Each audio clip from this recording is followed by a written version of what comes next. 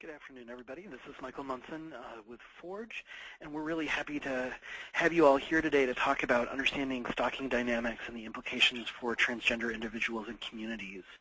We have a guest speaker again this month, which we're really excited about. So we have Rebecca Dreke from the Stalking Resource Center.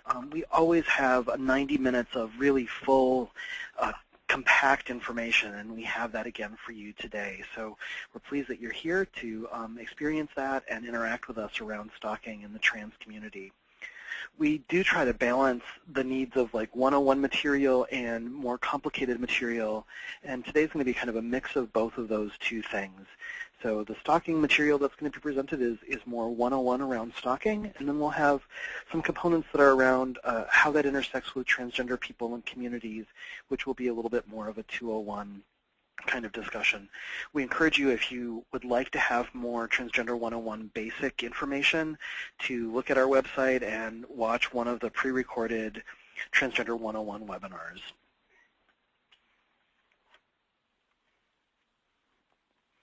So a couple pieces of housekeeping before we get started is, one of the things that we oftentimes forget about is to take care of ourselves when we work in anti-violence fields. So I encourage all of you, if you need to step away from your computer or do whatever it is to take care of yourself during these 90 minutes and obviously throughout the rest of your work life.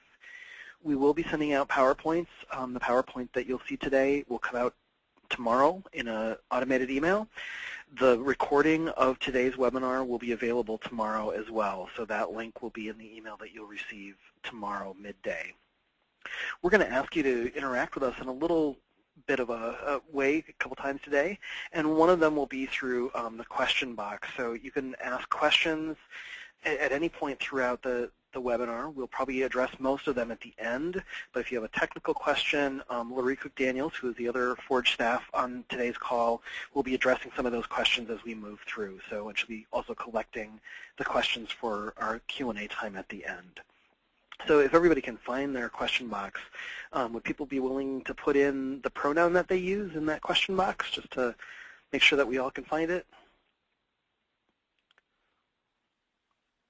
Excellent. So I'm seeing some people type in their pronouns.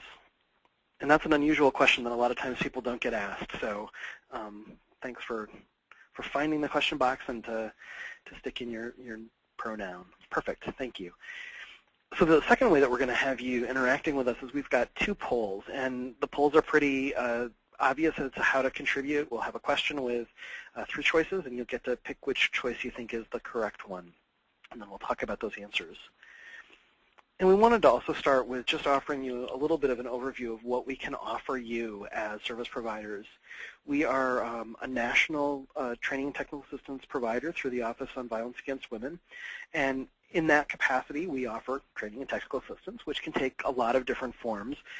The most common probably is one-on-one support. So if you'd like to email us or call us or reach out to us, we are more than happy to try to work through any challenges or questions that you might have in serving transgender survivors of sexual assault, domestic violence, stalking, or hate violence. We offer monthly webinars just like this one, different topics every month with a sporadic 101 webinar in that mix as well. We do a lot of training across the country, so both at mainstream conferences as well as at private or invite events. We're really thrilled to be able to go across the country and actually meet with people face-to-face, since that's sometimes a lot of fun and it's different than doing a webinar. And of course, we also have publications that are on our website, some of which are text material like fact sheets or articles, and others are tools which can be really helpful in the work that you do every day. The other kinds of things that we can offer you and your clients are direct support for transgender survivors. And so we encourage you to pass along this information to the trans clients that you're working with or send them our way. We do offer a 24/7 listserv, which is just sometimes a way that people can connect with other transgender survivors and loved ones, in the middle of the night or in the daytime or in any way that they need to connect. We also have a fairly large referral database where we try to find providers that will work well with transgender survivors, with trauma, and have that be a good match for them so that they're not re-victimized by providers who may not be able to provide the level of care that they need.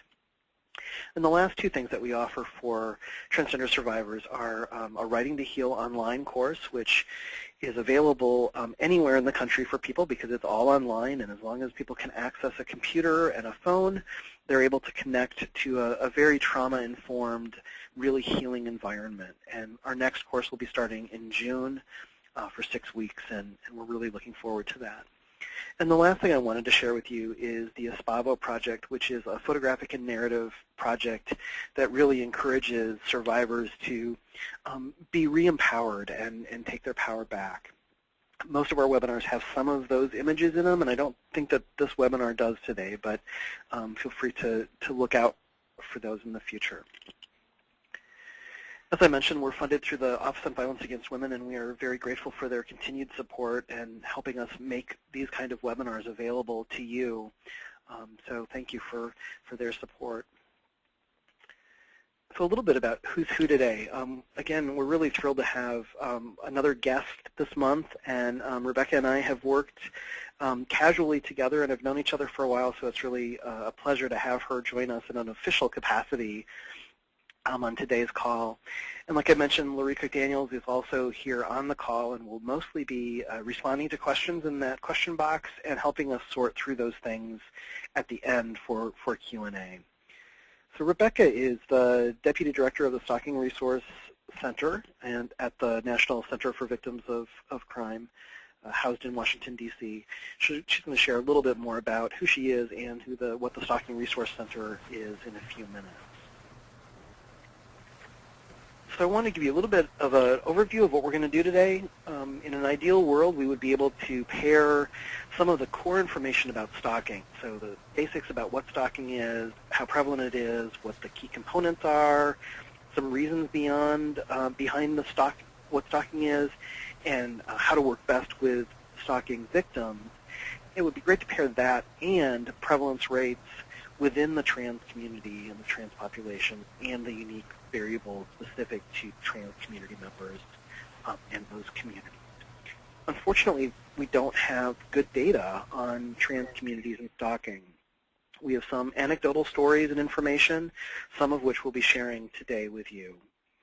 So today, Rebecca's going to share with us some of those core informational pieces around stalking, which might not be trans-specific, and I think she's going to add some examples in there as well.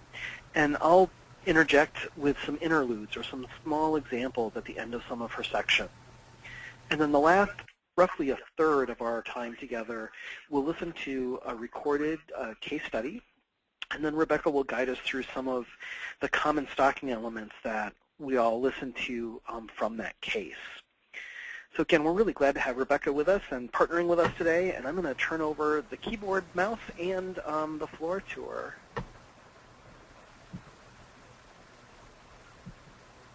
So Rebecca. Thanks so much, Michael. Hi, everyone. I'm so happy and honored to participate in this webinar with you all today. Now, I want to extend a huge thanks to Forge for inviting me to be a speaker. I think that Forge's work is incredibly important for our field, and we, as part of the Stalking Resource Center, are proud to partner with them. So I know you can read about me a little bit more on my bio and find out more about my professional background, but just really briefly, I've been with the Stalking Resource Center for a little over 7 years now, and I have a background in doing direct victim service, direct service work in intimate partner violence, sexual violence, and or hate and bias-related violence.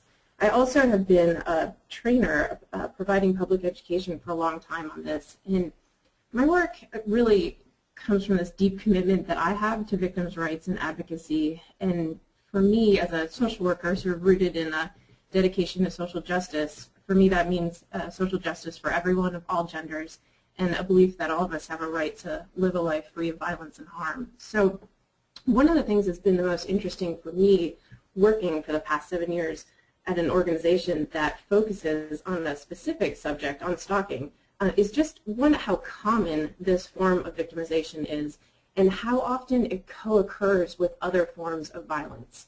And really then also how fundamentally misunderstood it is, which is part of what I hope to be able to talk with you all about today. For those of you that aren't familiar with the Stalking Resource Center, we also are funded by the Office on Violence Against Women under the Department of Justice.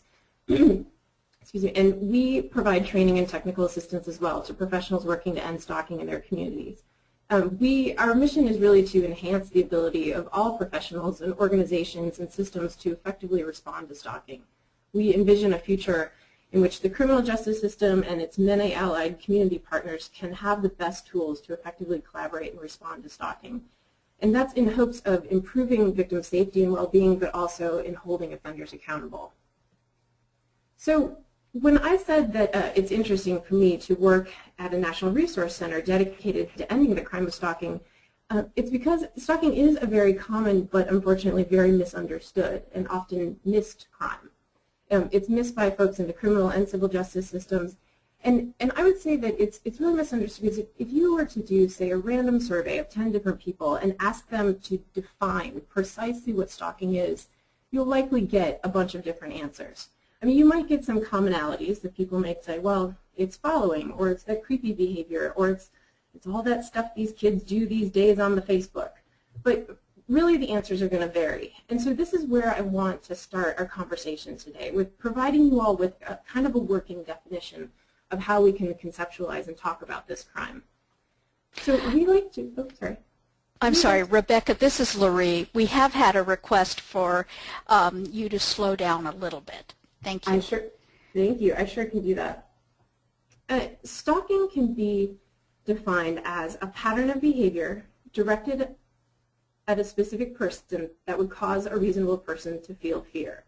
So stalking involves repeated behavior, meaning it needs to happen more than once or twice. Sometimes this can also be called a course of conduct. And this pattern of behavior is fear-inducing behavior.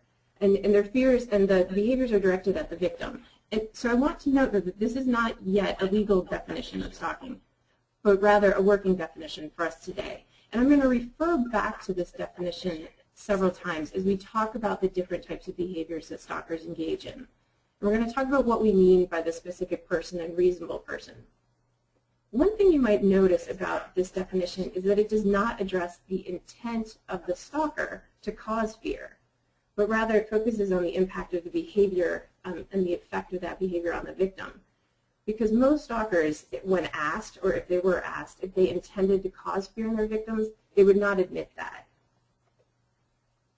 So here's a list of some of the common unwanted behaviors that stalkers will use.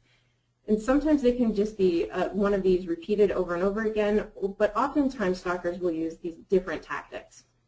This list is just from one study of stalking victimization. And you might notice that these behaviors in and of themselves, for the most part, are not illegal activities. And this can contribute to the difficulty in really identifying and understanding stalking, both for victims and for responders. For instance, you'll see that 36% of victims in this study reported that the stalker spread rumors about them. Well, how can spreading rumors be a crime? I'm going to ask you to think about that, and we're going to come back to that. So when you look, though, at these behaviors, it's necessary to view them kind of in a full pattern or a course of conduct to help the stalking and understand the stalking and have it become more clear. Because a lot of times, as you can see from this slide, stalking offenders are using behaviors that kind of fall under the radar. So actions like giving gifts or getting information about the victim from friends or kids or other family members. Sometimes stalking, as I mentioned, also co-occurs with other crimes, or there might be criminal acts that make up part of that pattern of behavior directed against that person. So things like vandalism and theft are quite common in stalking cases. And violations of orders of protection are also quite common. One other tactic that stalkers will often use is to try and get the victim in trouble in some way. This can sometimes be getting them in trouble for something that they may not have ever even done. So for instance, stalking offenders might try and report the police to something that the victim didn't do, or use the legal system, the civil system, to introduce frivolous lawsuits. A lot of times stalkers will also kind of leverage what they perceive as a vulnerability on the part of the victim in order to get something from them. And I think it's impossible to talk about technology or to talk about stalking today without talking about technology. There are so many different forms of technology that stalkers use, and technology is part of almost all stalking cases in some capacity.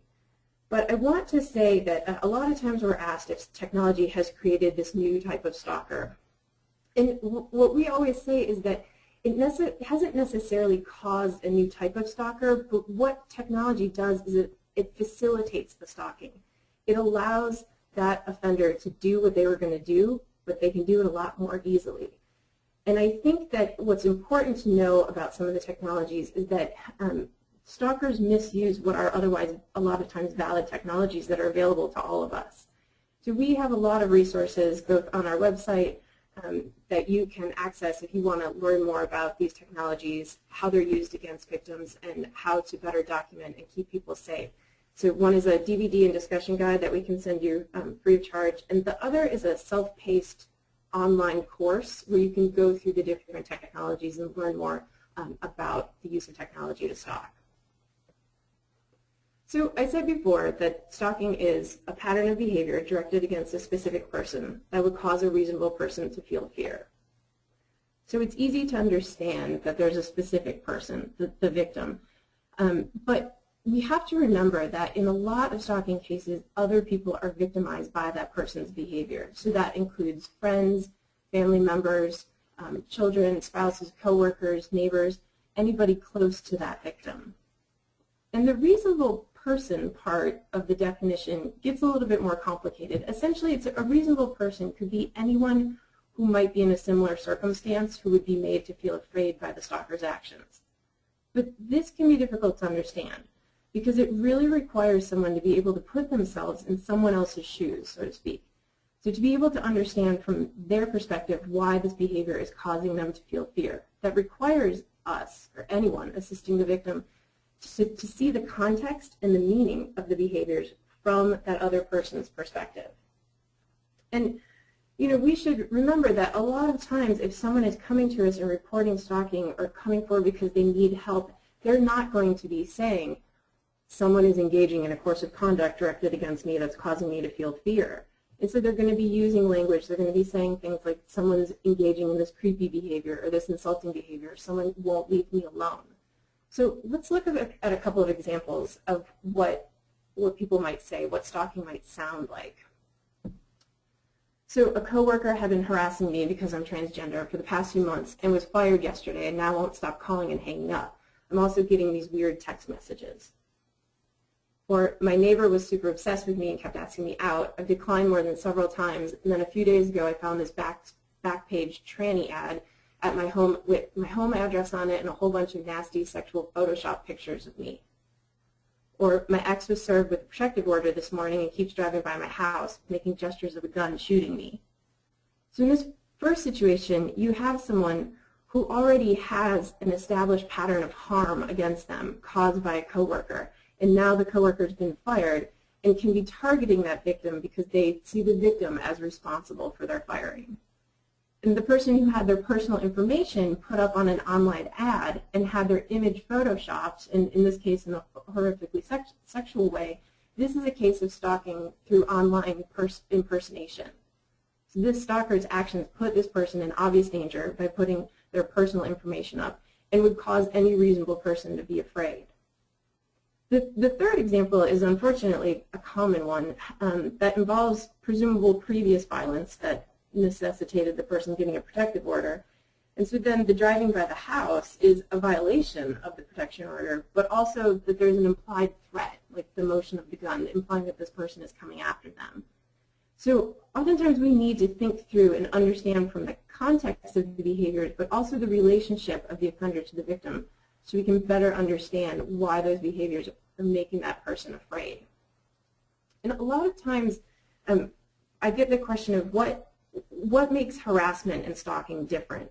And I can certainly understand this confusion because a lot of times there are similar behaviors and actions on the part of the offender. So for instance, there could be, say, a transphobic neighbor who might be saying insulting and creepy and horrible things to a transgender person. But if the victim, if you will, isn't necessarily made afraid by that perpetrator's actions, but is instead, irritated and angry, that might be better classified as harassment, which of course is not to downplay or underestimate the impact of harassment as unfair and as unjust. But if the same neighbor engaged in this repeated pattern of behavior and perhaps even showed some escalation, and those behaviors made that victim afraid, made that person feel afraid for his or her safety, or made them experience substantial emotional distress, that might be better defined as stalking. Fear is essentially what really distinguishes harassment from stalking, or stalking from harassment. So this is Michael again, and I was just going to offer, this is the first of several mini little interludes. So I wanted to share a couple of things about that kind of distinction between harassment and stalking. We don't have a lot of statistical data, like I mentioned before, to kind of back up the rates of stalking that trans people experience. There was a study done in 2011 called Injustice at Every Turn, and it's a report that details many areas and ways that trans people have experienced harassment. They didn't specifically ask about stalking.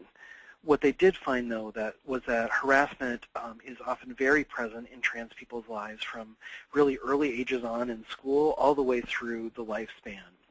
I encourage you to look at that report, Injustice at Every Turn, because it really has a lot of really interesting information, and it's very sad information, but it's a very useful report.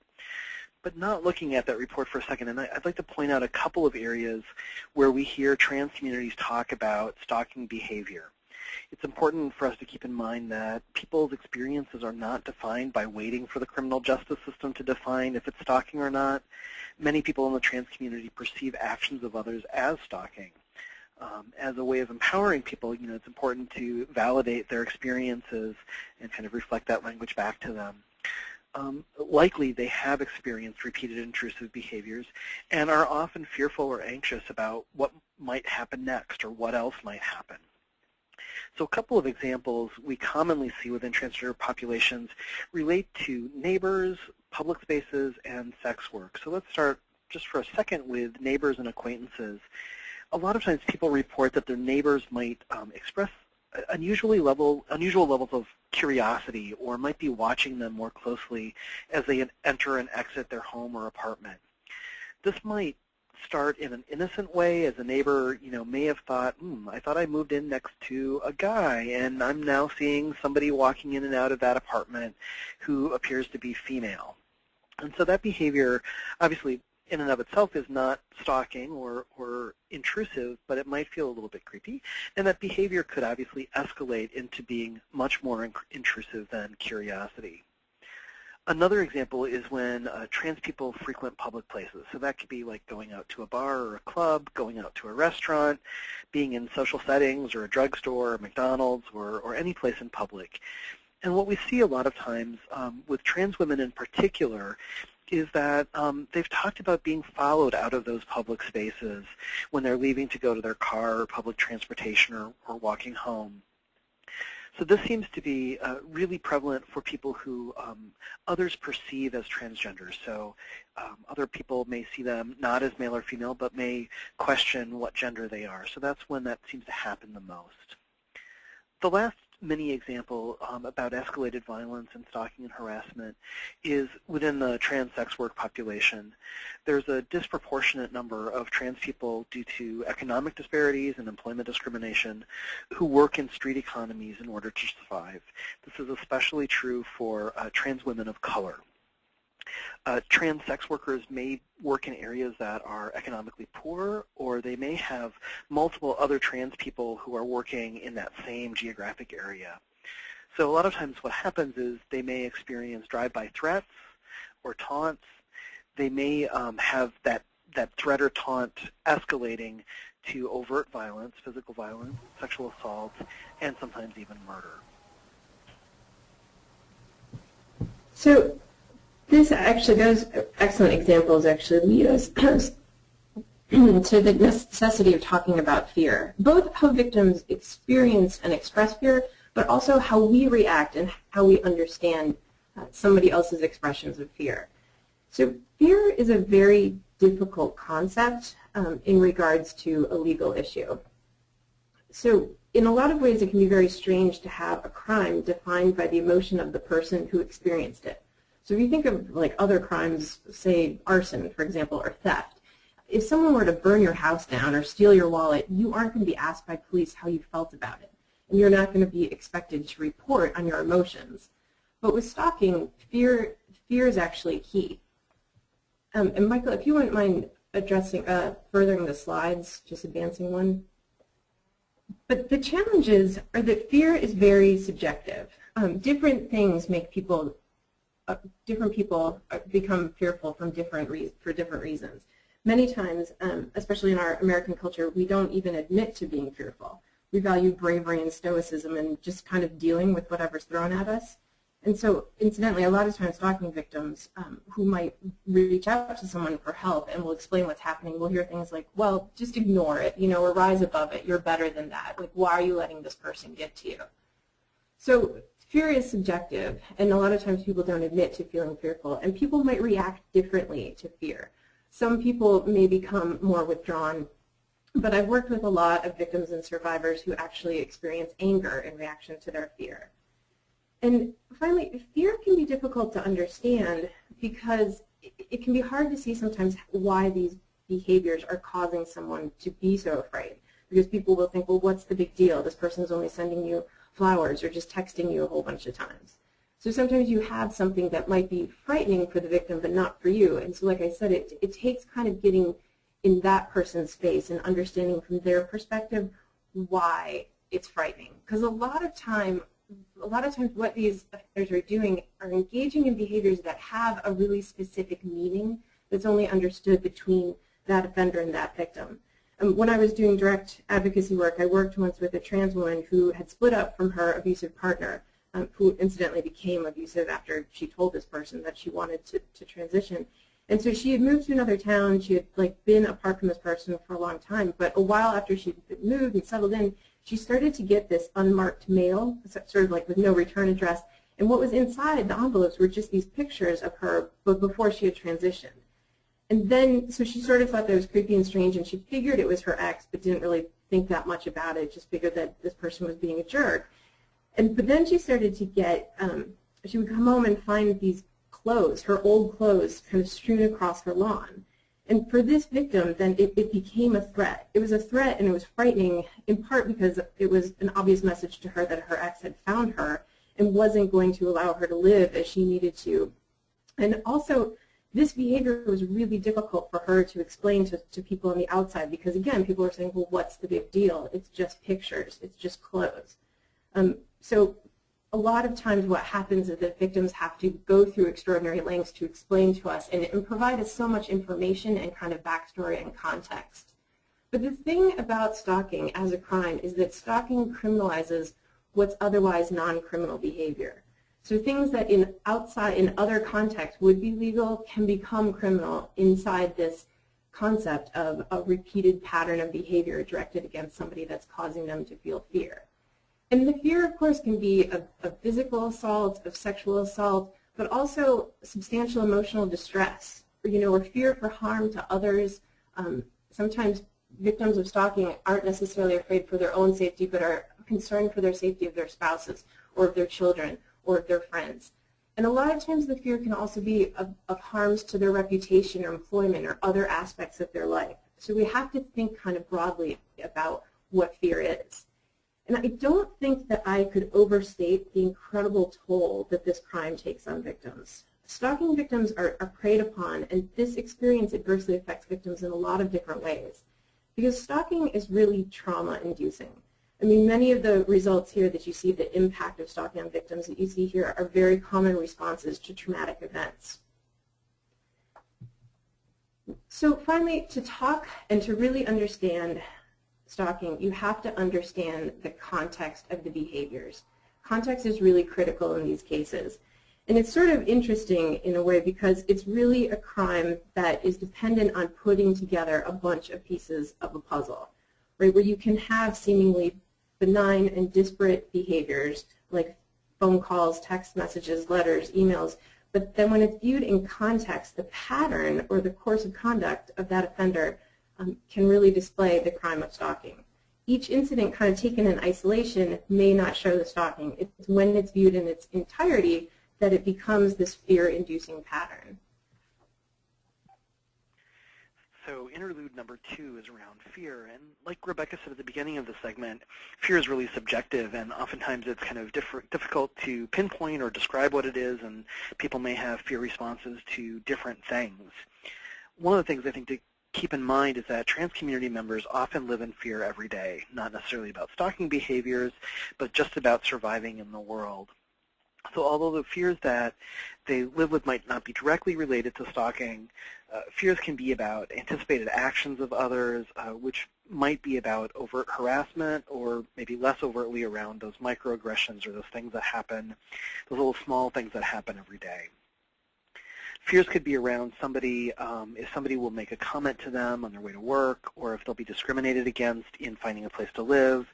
Fears can extend to very basic safety about leaving the house or going out in public, kind of like I mentioned before. One of the things that's interesting to look at when we talk about trans communities is how tightly knit the community can be and how fast the word can travel about what happens to one member of the community. So people hear about which places are safe, and safe is in big quotes there, but people know where it's kind of safer to hang out. People know which neighborhoods people have experienced somebody following them in, which people have been known to engage in violent behaviors, or who has experienced different forms of harm or harassment. So those stories can travel really quickly throughout the trans community, and they can carry a lot of weight because they're oftentimes true. But just hearing those stories can just increase the level of fear that trans people experience and hold kind of in their brains every single day. Of course, what fear can also do to somebody is to extend to wanting to reach out for help. So a lot of times trans people will experience crimes, stalking or other crimes, and they won't reach out for help from law enforcement or from other direct service providers. So Rebecca? Actually, let me set up the poll. We're going to do a poll next. And let me just set this up for people. So on the screen in just a second, you will see the question of how many people do you think were stalked in the last year? And as soon as the screen refreshes, you'll see the choices of 1.2 million, 3.4 million, or 6.6 million. This is Laurie. Let me just clarify that that's people, overall population in the United States, how many were stalked. Thank you. And as people continue to vote, I'll close this out in just a second and show you all the results.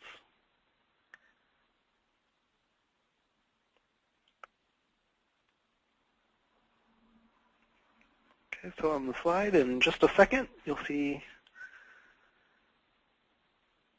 hopefully you will see the results that most of you said, 60% of you said 3.4 million.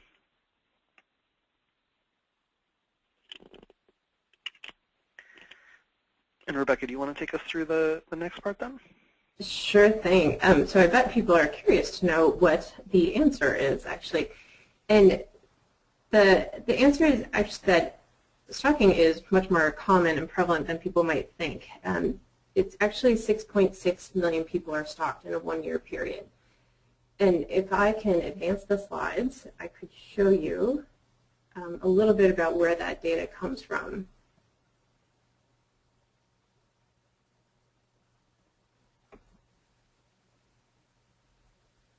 So the 6.6 million people stalked in a one-year period, this information was given to us from what's termed the NISPIS study, the National Intimate Partner and Sexual Violence Survey. It was the largest study that's ever been done, really on all these issues, but particular to this topic about stalking. And it showed us that it was 6.6 million people in a one-year period. And when it looked at stalking victimization at some point in a person's lifetime, it was about 1 in 6 women and 1 in 19 men. Now, in a moment, I want to make a comment about the limitations of this study as it relates to gender identity.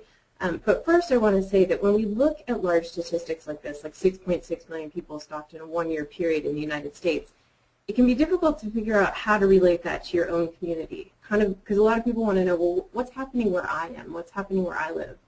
So one way to get a rough statistical estimate of the amount of stalking that's happening in your community is to take the population of your community, divide that result by 1,000, and multiply that number by 26.5, and that equals the statistical equivalent or number of stalking cases in your community each year. So obviously, if you're in a community that's 10,000 people, the numbers are going to be much lower. But this can give some kind of rough information. And again, this, if folks are, I know it's after lunch for a lot of people, afternoon, no one wants to do math. This will be in your PowerPoint when you get it. So you can learn more about how to get some local estimates of stalking in your community. Now, I said that I wanted to make a little note about how this research relates to transgender and other gender nonconforming individuals. In the survey instrument of this study, respondents were only given two choices for gender identity, either male or female. And many of us in the field, because this research is so necessary and so important to have, we've obviously expressed concern about this lack of inclusion or kind of effort to better capture people of different genders. And so the slide that you're seeing here is the answer from CDC, who conducted the study. On their website, on their report, you can read more about that there.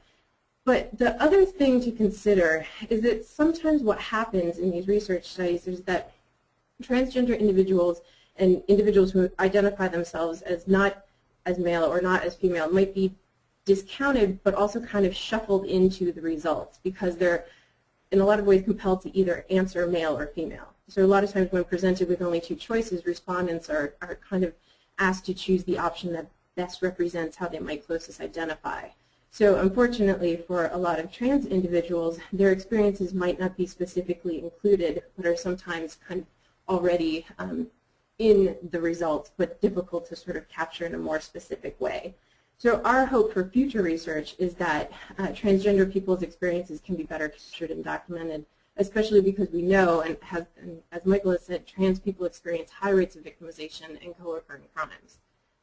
So I will say the importance of this study, though, showed us that, one, that stalking is a very prevalent and widespread problem, but also it captured and reconfirmed what other studies have shown us about stalking, namely that people who are younger experience higher rates of stalking, and contrary to what is sort of popular ideas of stalking, most victims know their offender in some capacity.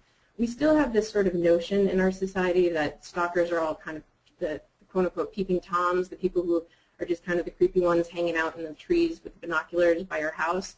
But a lot of times offenders and victims are known to each other, oftentimes in a formerly or currently intimate capacity. And what we know about intimate partner stalkers or former intimate partners is that those folks pose a greater risk. They pose a greater risk to their victim, and they're more likely to physically approach that person, to be insulting and interfering on multiple levels of that person's lives. They're more likely to use weapons, and their behaviors can escalate kind of quickly. And the reoffense rates are very high. You know, it's unfortunate because I think as a society, when there's a pre-existing relationship between the offender and the victim, we tend to minimize the risk that that victim faces or the seriousness of the offense. But what we've actually seen is that intimate partner stalkers can be and pose a greater risk to their victims. And intuitively, it sort of makes sense because if you think about, you know, stalking being really dependent on fear, who knows your fears better and how to get to you and knows your pattern better than somebody with whom you've been in a relationship? So interlude number 3 is around prevalence, more specific to trans people. And, you know, I noticed at the beginning that we don't really have stalking data around trans people, but we have a little teeny bit, and this is a little teeny bit that we have. So Rebecca kind of shared she didn't kind of share, she shared the truer prevalence data. And we wanted to share with you results from our 2011 survey of trans folks on their attitudes and knowledge related to accessing victim services. We had 1,005 valid responses, and as part of the demographic data that we collected, we asked people to simply do a checkoff box of indicating which of the following that they'd experienced, if they'd experienced childhood sexual abuse, adult sexual assault, dating violence, intimate partner violence, stalking, or hate-motivated violence. So the graph on your screen right now shows that 16% of those who had experienced stalking had experienced none of the other crimes listed. When we look at how many people had experienced more than one type of violence or abuse, you can see that 84% of people who experienced stalking also experienced one or more of the other types of abusive behaviors. So even though this doesn't tell us the prevalence of stalking within the trans community, it does indicate that stalking for trans people is often accompanied by other forms of abuse, or that the trans person has experienced other types of victimization at other points in their life. You know, and I think that this is a really important thing to include, because we know that a lot of times people who are experiencing stalking are experiencing other forms of violence, of harm that comes to them. And I think sometimes we tend to look at these issues in isolation rather than looking at all aspects of how someone is being harmed and the effects that those harms are having on someone. So I want to take a brief moment to talk about stalking offenders. And in order to do that, I don't want to spend a lot of time talking about kind of the research on stalkers. There's some really interesting information out there, and you can link to some of that from our website. What a lot of the researchers will do is refer to different stalking typologies. And while some of that research is really interesting, we found that the typologies or profiles can be somewhat limiting, and not all the researchers agree on the different types and the different profiles. What we have found to be a little bit more helpful is to talk about some of the common characteristics of stalking offenders. And Michael, if you could advance the slides, let me do that. I can move through some of that. So a few of the things that you see here are common offender characteristics, and I just want to touch on a few of them. Probably it makes sense to folks that stalking perpetrators often display a high level of jealousy and possessiveness, can be incredibly manipulative, not just of the victim, but of other people, especially in attempts to get information or to get access to the victim. Stalkers ignore boundaries. They ignore boundaries that are set by the victim. They ignore boundaries that might be set by police. They ignore boundaries set by court orders. And they have a lot of times this incredible sense of entitlement. They're entitled to do what they're doing. And this entitlement is common, obviously, in intimate partner stalking cases. But I think it's also important to reflect on the sense of entitlement in relation to the bias-motivated stalking that we know that some trans people experience. Sometimes stalking offenders believe that they're, quote-unquote, entitled to know the, quote-unquote, again, true gender of a trans person, and they're determined to expose them or out them and to do these things that don't allow them to live their lives as the way that they need to. And so a lot of these offender characteristics can be really common, and it kind of begs the question as to, well, why do they stalk? Why do stalkers do what they do? And it's hard to answer that because it's hard to guess sometimes at the motivation of a particular, at all offenders. And I think there's a lag on advancing the slide, or I'm not able to. But it should be the common offender characteristic that's up right now. Would you like another slide up? Yep, if you can just go to that next slide. I'm not able to advance them for some reason. So in our experience, stalkers are sometimes motivated and fueled by the sense of rejection, whether after a breakup or even just some denial of interest on the part of the victim, but also obsession. Obsession is a really common one, and again, I've worked with different transgender survivors of stalking who have been stalked and will report that and recount these sort of experiences where someone became obsessed with them and overly nosy and invasive and engaging in these types of behaviors against them. And a lot of times stalkers want to have this power and control. And bias motivation is another common one. Sometimes stalkers will also stalk in the premeditation or the planning to commit a crime, for instance, before a sexual assault. And finally, we see that stalkers stalk because they can. They do it because they get away with it. And largely, as a society, we don't take the issue seriously. So the fourth interlude is about offenders. And I wanted to share a little story that many may not initially perceive as stalking, but it does fit the legal definitions of stalking in the state of Maine where this family lives. We're sharing it because it illustrates that stalking can extend to any age and take on some possibly unusual forms, or at least things that we don't think about often. So the photo on the screen is Nicole Maines with her father and her brother.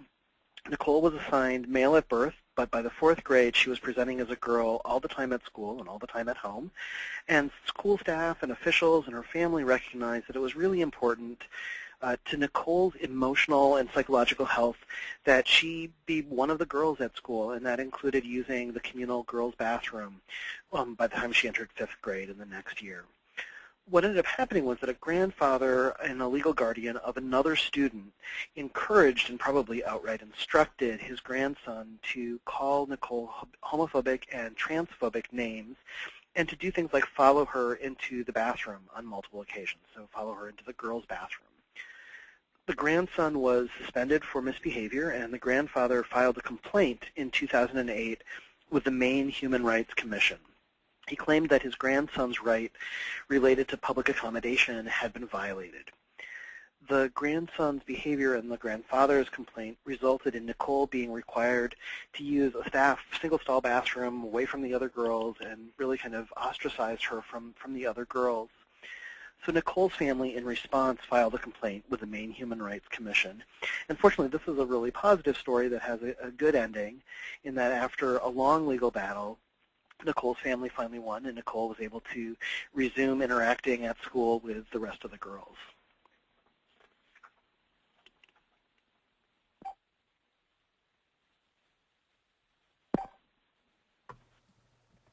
So I want to just talk a little bit about what we call the social normalization of stalking. When I said before that stalkers stalk because they can, part of what I think fuels some of that is that we have made stalking somewhat quote-unquote normal in our culture. We joke about it, we don't take it seriously, and oftentimes we actually confuse it with romance. It's even in the language that we use. I'm willing to wager that at some point you've probably heard the term stalking used in a different manner than how we're discussing it here today. You might have heard, or maybe you've even said, oh, I'm totally stalking that person on Facebook. Or, oh my gosh, that person is stalking me. You know, you might see someone at the store, a few minutes later you see them at a coffee shop, and then maybe later in the day you see them at a restaurant and you joke, are you stalking me? I mean, that's a very common way that we hear that term used. And some of this can be fueled by our popular culture and just the way that the word has become somewhat divorced from its meaning.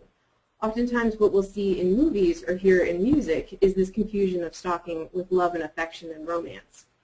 You know, and it's sort of a very popular conceit in a lot of TV shows, movies, that persistence is the key to winning the object of your affection, right? So the message is kind of pursue, pursue, pursue until someone gives in and don't take no for an answer. And a lot of times what accompanies that message is that a stalker is just this kind and decent person who's really just misunderstood, whose actions and intentions aren't malicious. You know, and we see this in kind of a silly way sometimes in different music or movies. I'm guessing some of you can think about, you know, songs or movies that you've seen or listened to. But one of the classic stalking songs that I always think of is The Police, Every Breath You Take. Every move you make, I'll be watching you. I will save you the horror of having me sing this to you, but I'm sure most of you can think of this song. And it's actually kind of a classic stalking song. The lead singer of Police in an interview years ago said, I never understood why this is thought of as a romantic song, because I wrote this song about a crazy pathological stalker. You know, and there's lots of different examples of that, and again, I challenge you, just kind of when you have some free time, to go and look up different stalking songs, or songs that you might have thought were romantic, might have that kind of element in there. Another way that we see this sort of confusion is in sometimes with our romantic cards that we send each other. This picture that you're seeing is a Valentine's Day card that was sold for a while at Target, and it says, stalker is a harsh word, I prefer Valentine. You know, and it was, you know, a lot of people were outraged by this, and the store eventually took it down. But, you know, we don't do this. We don't have these types of cards at mainstream stores, at least, for with other forms of interpersonal violence. Like, imagine if the card said something like, rapist is such a harsh word, I prefer Don Juan, or, you know, a restraining order is just another way of saying I love you. Like, that's not what we do, but we do joke about this with stalking. And there's this conflation oftentimes with romance. This t-shirt that you're going to be seeing says, some call it stalking, I call it love. This was sold at a junior section at a department store. And you know, the stalking is written in all pink glittery font. And I encourage you, again, to look up things like stalking t-shirts and stalking jokes, and you'll see many more examples of this. And of course, with technology and how a lot of us interact with technology, this has further confused how we understand stalking.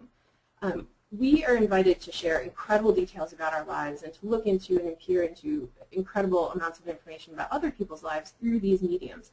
These mediums can be incredibly great for community building. But what's unfortunate is that when we infuse the word stalking into the mix, it implies that we're doing something wrong or taboo. And so then, therefore, it's sort of attractive. But this further complicates it for people who actually are being stalked online, who are being impersonated, who are being harmed.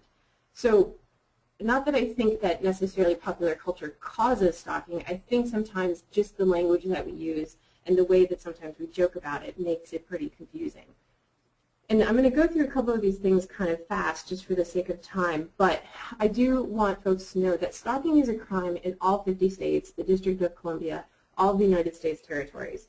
The Uniform Code of Military Justice that covers all branches of the military prohibits stalking, and several Native American tribes in their tribal codes have anti-stalking provisions. So this is a crime everywhere that you go, and there are a couple of federal statutes that deal with stalking and cyber stalking. But in terms of kind of history of it, it's a relatively young crime. The first stalking law wasn't passed until 1990 in California. So I encourage you to learn more about the stalking laws in your state and the other applicable laws, and you can learn more about the crime classifications, and then also some states have civil remedies in addition to criminal laws in your states. So let's talk about working a little bit with stalking victims. We'd like to identify and sort of organize several aspects of need and possible service delivery for stalking victims. And kind of our easy way to kind of organize this is to look at the safety needs, documentation, advocacy, and support needs to victims. Now there's a lot more information on our website, and we could spend just an entire webinar talking about how to meet the needs of stalking victims and survivors. But I want to just touch on a few kind of quickly. When we're looking at safety, it's really important to look at the threat of imminent harm or danger to the victim or someone close to that victim. Part of what's helpful in working with stalking victims is to provide a bit of education about stalking to the victim and to also understand some of the common responses that victims have and how they might sometimes actually be engaging with their offender. It's important to understand that oftentimes victims will engage with their offender in attempts to keep themselves safe. And so you might have victims that kind of negotiate with their stalker or sometimes do things that might not make sense on the outside, but they're doing things to minimize the threat that's coming to them.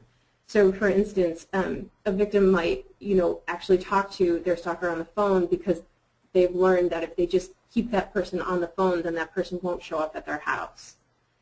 But one of the things that can be helpful to recommend to victims is to try to completely disengage to the extent possible from that stalker, to disengage with that person and to have no contact, because it's important to remember that a stalker wants that contact with that victim. They want access, and they want to be in charge. So if I'm a stalker and I call somebody 19 times and they don't pick up, but they finally answer on the 20th time, I just learned that all I need to do is call them 20 times the next time, and I'll get to them. But again, we know that sometimes it can be impossible for that person to completely disengage from that stalker. So we have to generate some safety plans that really address that victim's life situation, the risks that the stalker is presenting to them, and other systemic barriers, so that if they're unable to access mainstream services, what other services can we recommend? How can we work to keep that victim safe? What are our levels of confidentiality that we can offer, and how comfortable are we in talking about technology and the use of technology? A lot of victims have been labeled as paranoid or overreacting, especially when the stalking is hard to prove, like in the case of technology. And as I said, some transgender victims might not be comfortable accessing sort of traditional types of services or reporting a crime because they're uncertain of how they'll be treated in sharing certain information. So stalking victims can feel extremely isolated. It's sort of like a prisoner in their own home, and we want to figure out the best way to work with them to balance their safety and their freedom. And the unfortunate and unfair reality for a lot of stalking victims is that they do have to change their routines and adjust their sort of their life to the stalker's actions. And every time I'm working with someone, and I explain to them how completely unfair it is. And you'll see a lot of people that will be dropping out of school or stop going to certain bars or clubs to avoid that interaction. But for each, there's no one kind of blanket approach that we could offer. Each plan has to be individualized and respond to the specific needs of that specific person. One thing that we do encourage victims to do is to enlist support and assistance from family and friends and coworkers. I mean, this sort of allows that support system to shoulder part of the burden. So some of that can be to get over the hurdle of talking about some of the shame that stalking victims might feel, because you really do need community to help keep people safe. Another thing that can be really essential is documentation. I don't think I could overemphasize the importance of documentation in stalking cases. Trauma, as I mentioned, affects a victim's memory, and victims might forget events quickly or get them confused, not really sure about what order they happen in. So we recommend that stalking victims keep a log, kind of keep a diary of the different stalking incidents that make up that pattern of behavior. The log allows them to kind of write down each stalking behavior with information about the event, so she or he has a written record of the behaviors to show, maybe to show law enforcement if they decide to report the case. But I have to say, documenting stalking behavior also functions as a sort of empowerment tool for victims. The act sometimes of documenting what's happening can be a way for a person to kind of look at this confusing constellation of events and make some sense out of it. And it can help reduce some of the minimization that might be happening. If they might be hearing from someone, well, what's the big deal? It's just text messages. Or, but when you have pages and pages and pages of these harassing messages, that might combat some of that minimization. I imagine that a lot of folks are familiar with kind of the fundamentals of advocacy. And I just want to say briefly that advocacy can include allowing someone to tell their story and their experience from their perspective. And sometimes in just the telling of that story, survivors can transition some of that traumatic experience and memory into everyday memory. And we can provide helpful feedback in kind of however we come in, as friends, as service providers, and validate that what's happening to them is in fact frightening, is a crime, and is unfair, and that their responses to what is happening are normal and valid. And part of advocacy and support can be about education and trying to assist that victim in what might be happening next. And stalkers take away a victim's ability to kind of be able to guess more or less at what's happening next. And this might not seem like that big a deal, because you might say, well, no one really has the ability to predict what's going to happen. But I want to challenge you on that and think about your own day so far and how much of it you probably were pretty much able to plan more or less at what was going to happen. So for me this morning, I woke up, I drank some coffee, I checked my email, I made breakfast, and never during any of those activities was I too worried that someone was watching me or going to break into my email or call me and give me a bunch of harassing messages. And I went out to the store and I didn't worry that someone was following me in my car. I went to work and I pretty much was able to do what I needed to do uninterrupted, didn't have someone calling me and harassing me. But that's not the reality for stalking victims. They don't know what's going to happen next and where that offender is going to pop up. So victims need information and the ability to take some of that self-determination back. And so part of that is working with them to figure out how to cope on a daily basis and how to kind of be prepared emotionally for what's happening. And some of that is just about how if they decide to engage with a criminal or civil justice process, what that process might look like. So it's now time for you guys to get ready with your mouse to click on another poll answer. So the second poll is what percentage of stalking victims report to law enforcement? The choices that you have are 27 to 30%, 37 to 40%, 47 to 50%. Hopefully that's popping up on most of your screens.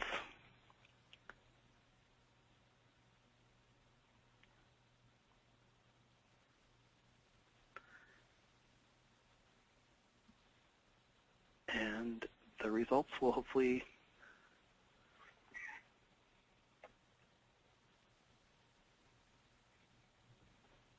all right.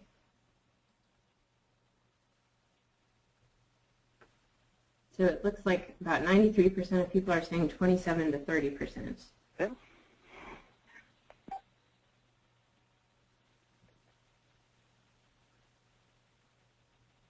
Great. Well, so the answer is just under 40%. So about 37 to 40% of victims report to law enforcement.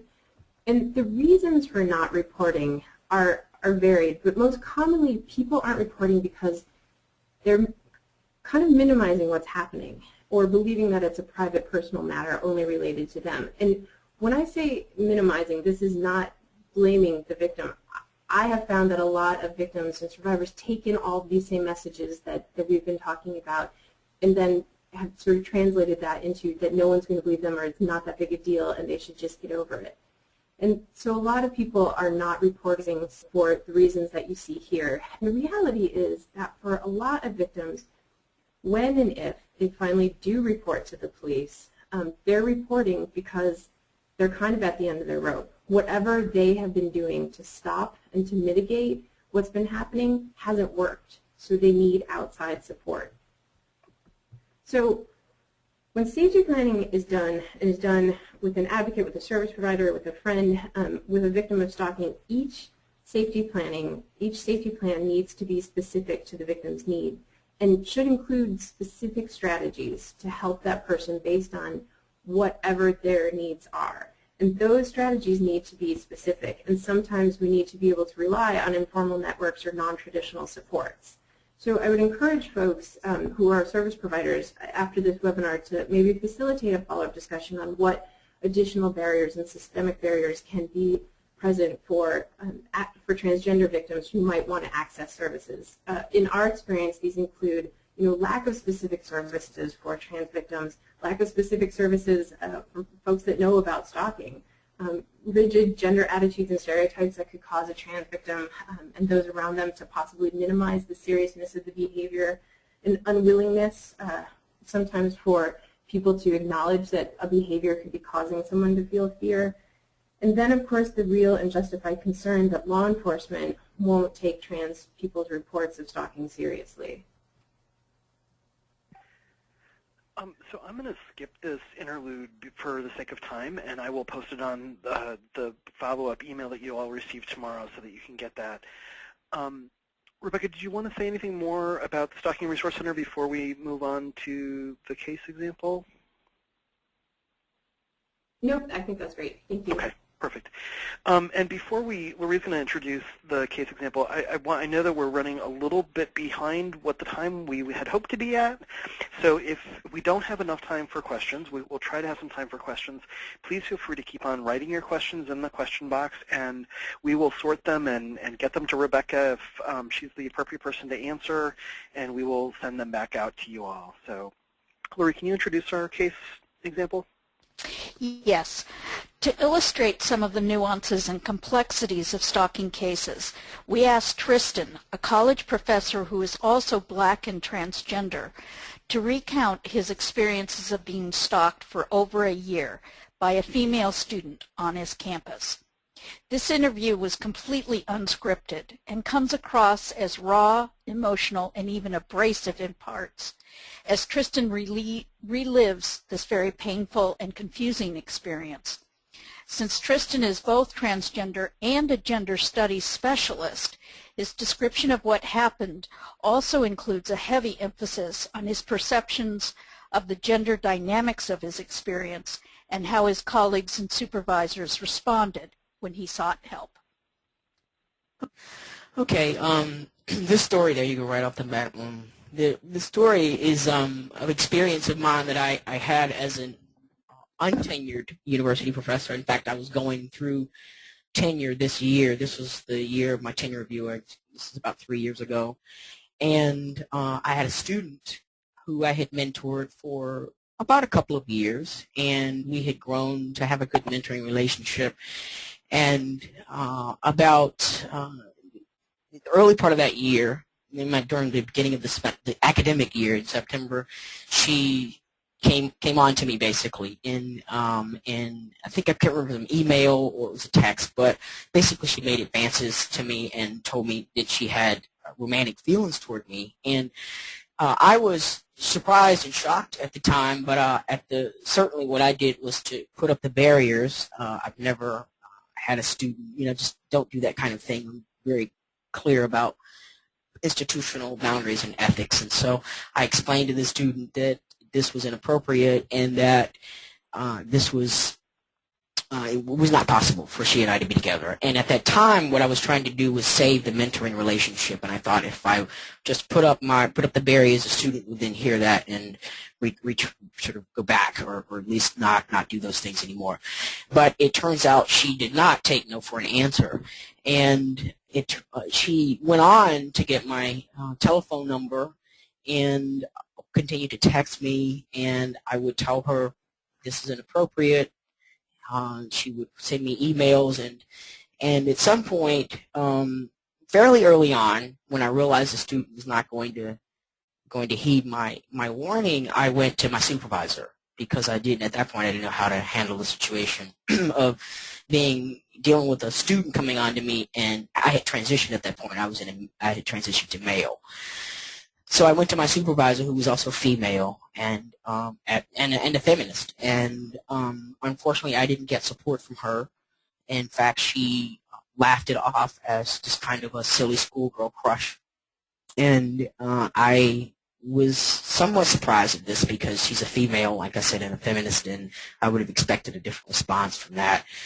So then I went to another female professor. I was going to female colleagues because that's my training, I guess, or that's my socialization, is to go, to go and confide in a woman, having been part of women's communities a lot. So I went to another female professor, colleague, and she also kind of grinned and laughed it off. And so at some point, I was sort of dealing with this on my own, and I realized I wasn't going to get a lot of help to deal with this.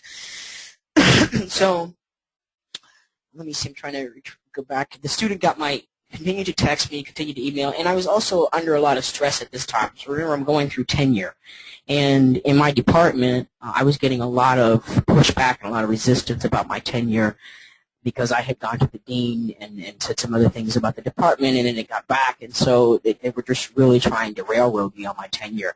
So I was very afraid also. I felt like I was caught in a catch-22 type situation, where I was trying to get help from someone to help me deal with this situation, which I clearly had no roadmap for in a male body dealing with female co-eds. But I also didn't want it to blow up in my face and for it to come back to haunt me, because I'm black, I'm transsexual, I'm male, and I could just see the media having a field day with something like this. And in my case, I didn't think that anyone would believe me, because the way I had been taught to read the situation is that male professors prey on young female professors, and no one had ever sort of talked about or discussed the ways in my community, my women's communities, the ways that female co-eds can also sexually harass professors. And so because I had a sort of a feminist understanding of sexual harassment, I wasn't able to really name my own oppression or name what the power imbalance was. And so I kept thinking I could have control of the situation. I could make the students stop. And I certainly felt that at some point I had to do that, because I wasn't going to get any help from my colleagues. Now, it wasn't until I finally went to my male colleagues that someone talking, the guys, they heard me, they listened to me, they actually told me stories that they themselves had been through similar incidents, and I had no idea. So this was a very eye-opening experience for me. And but all this time, and they also gave me some advice about how to deal with it. But this went on for the better part of a year, dealing with this student through texts, emails, and sometimes the student, when she wouldn't get the kind of response from me that she wanted me to basically return her amorous intentions. And when she wouldn't get that response, she would send me some really ugly emails, just really blasting me as a professor and a person, and they were abusive. That was what they were, plain and simple, they were abusive. And I was very afraid, though, at that point, if anyone had found out, or if this got really ugly, that the situation could be turned against me. So that, in other words, the student, it was just my word against the student, and there were these texts going back and forth. But I think we both, or all three of us, know that in any court of law, discourse can be turned on its head, or anywhere. It doesn't have to be in a court of law. It can be in a classroom. You could turn things and invert things in ways that you want to fit your own interests. So my concern at this point was how not to let it blow up in my face and cost me my tenure within the context of a department that was already also doing violence to me at the same time, psychologically and emotionally. So this was a very, very trying year for me. And the student would send these, very irascible, sometimes petulant and tempestuous emails that really terrified me. At some point, I came to realize, too, that the student was stalking me. And this is why I say that, because she would show up in places where I normally would go, but she normally wouldn't go in those places. So I kept sort of seeing her visible in lots of places. Or she would come to my office very late at night, and I'd ask, tell students don't do that. But she would come, and she had a way of always wanting to touch me, which felt really kind of weird, and at some point felt kind of icky when I realized she was stalking me. But I think what I came to understand, too, about the stalking piece is it's like you internalize this sort of panoptic surveillance or I had done so anyway, and so I came to never feel safe anywhere, not even in my own home. And I changed my phone twice, phone number twice. The student, somehow she managed to get the phone number anyway. And I told my wife about these things. That was the other thing I was concerned about, what this would what kind of problems it might create between me and my wife. But my wife was very supportive of me at the time, so I didn't have to really worry about that. But yeah, the psychological part, I had anxiety for the first time in my life in a very long time. Ever I really began to develop anxiety, and I had anxiety about where the student would pop up next, for example. Or if I changed, if she tried to friend me on Facebook, she could say, like I said, she would get my private email, these kinds of things. So I really felt like I felt like I was living in a fishbowl, and I didn't have a lot of privacy or security. And the more angry the student would get with me because I wasn't responding to her, then the more fearful I began to worry, because I watch these shows every now and then. I don't let them get the best of me, but every now and then I watch some of these creepy shows about somebody that's gone off the deep end and done something completely crazy that no one would ever expect. And so I think, well, I don't want to be that victim, of some student just literally going off the deep end. So eventually, so this went on for the good course of a year, and I began to understand also that the university had had an obligation to protect me, but it wasn't doing that. And it wasn't until I basically threatened to sue the university. I had to go to the university attorney and take all of the emails and all the texts and basically say, this has been happening to me, and for over a year now, and if you guys don't do anything about it, I'm going to sue you. And of course they immediately acted and resolved the issue, and I never heard from the student again. But this went on for the better part of a year, and I was afraid, for my own safety. I was afraid of my job and what it might happen. I may not get tenure, or worse, I could be fired, because universities don't like to deal with controversies. Even if I'm innocent, the university probably would have fired me, or probably would have denied my tenure, so that as a way to make the whole situation go away, so that it doesn't pop up in the media and becomes viral. And then there's the danger of it smearing the reputation of the university. So the university, in order to sort of to cover their asses, so to speak, they would have denied me my tenure in some sort of way. And because if they'd fired me, there would have been a little bit more controversy. I could have sued back. So my concern was my job. My concern was for my life on some level. And I think at some point, now that I look back, I didn't really think about it at the time, but I had concern about my own psychological stability, just to be able to get through this, because it was a really stressful situation. And I think beyond that, if my biggest fear, more than anything, looking back, was my reputation. Because if that had turned against me, or if it had blown up in my face, there's no way in hell I would have had anything to stand on. There's no way. Black, male, transsexual professor, sexually harassed, co-ed, 23-year-old co-ed female. No, there's no way. So I would have not only lost my job, but I would have lost my reputation as a professional, and I would have lost my reputation as someone who is actively trying to combat sexism. I just would have, people would have chalked me up as some sort of, some predatory professor who preys on young female co-eds. So those were my biggest concerns.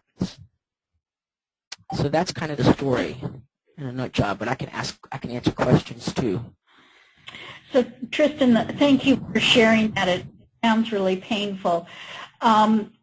You said that when you went to the school administrators and said, look, I think I've got a lawsuit here if you don't help me, and they decided to help you. You said that whatever they did, that she never contacted you again. Is that correct? That's correct. And do you know what they did? Well, I gathered all the information that my male colleagues had told me. My male colleagues had told me to gather information. In fact, what they said is don't tell anybody anything because no one's going to believe you. And that was a whole nother level of education about men and visibility and in terms of sexism against men. But sort of beyond that, they said just gather all the evidence you can, and then compile it, and then that's when you make your move on the attorney when you got enough evidence, and then they'll believe you, and they did. That's turns out. So I presented it to the attorney through internet, took all the texts, because the following year the students had started up sending me emails again. I think that's the thing about stalking too. People go away for a while and then they pop back up, so that you're never really sure where they're going to be, or even if there's a length of time where you don't see them, you're never really sure if you're out of danger. So that's the part that's the anxiety-inducing piece that stalking kind of induces within. So what the university attorney did, I believe, was take the email, because the student sent me this email trying to contact me again at the very beginning of the semester the following year. And I just said, that's it.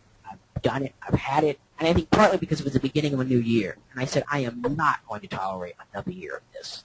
So I took everything I had, attached it to a file, and and forwarded the student's email to the attorney and said, this person has been causing me problems for an entire year. Here's the response of my chair.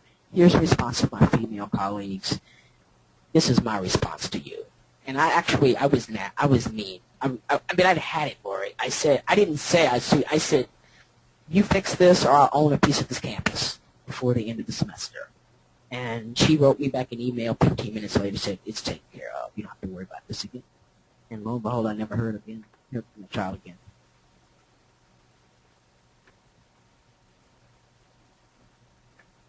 So, this is Rebecca again, and I've never met Tristan, but have listened to his story a few times now. And at first I have to say I'm incredibly grateful to him that he was willing to share his experience with us today.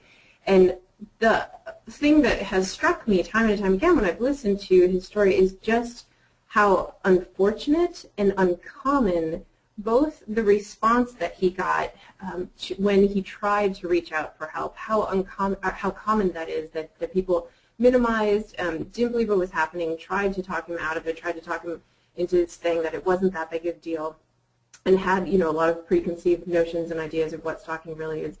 But then also the incredible common reactions that he felt, the various times that he felt anxiety, and so I just want to pick apart this a little bit and talk about how he mentioned the need to collect all of this information about what happened in his case. So collecting all those times that she had emailed that student, the stalking offending student had called, the email, the text, and all that sort of stuff. That burden is often on the victim to do. But as I said before, it is essential that people do that, whether they want to go forward with any sort of report at the time. It's critical to keep that information. And I have to say, from a victim's perspective, this can be really difficult to do because sometimes what is being said, as Tristan said at one part, the emails that the student would send are completely nasty and, and abusive. And this can be really difficult for someone to have to suffer through, to have to read, and then to keep it and collect it and print it out. And so we need to think about that, because a lot of times if any of us get abusive messages, our tendency is to want to just get rid of them, right? To throw them away, to get them out of our sight. But it's important that we keep all of that information. You know, and so that burden is really on the victim. And I will say that, though, it can be very helpful. As Tristan explained later on, he thought that that was something that eventually led the administration to understanding what was happening to him, and just the breadth of the ways in which this stalker had sort of infiltrated his life and put him through all of this. So the other thing that I thought was really interesting that Tristan articulated so well is that a lot of times in stalking cases, there's kind of an ebb and a flow. That it's not all the time that the stalking behavior is very intensive. There can be times of like a lot of behavior, and then other times where it's less. And part of what can be so anxiety producing for the victim is just kind of not knowing what that person's going to do next, kind of when they're going to pop up. And so these cases can last a long time. I mean, Tristan has said that this one lasted for a better part of a year. Some stalking victims experience, upwards of 5 to 6 years. And, we've certainly heard from and worked with victims that have been stalked by people for over 20 years. So the incredible anxiety and fear and unpredictability that stalkers have to live with was certainly articulated by Tristan. Just that not knowing what's going to happen next, not knowing what that student was going to do, how she might leverage, things against him. And, when he talked about internalizing some of that surveillance, and it sounded like was possibly changing his routines. He changed his phone number a couple of times, did all these things to try and keep himself and his spouse safe. But this stalker still infiltrated all these different parts of his life. And this is unfortunately a very, very common things that stalkers will do.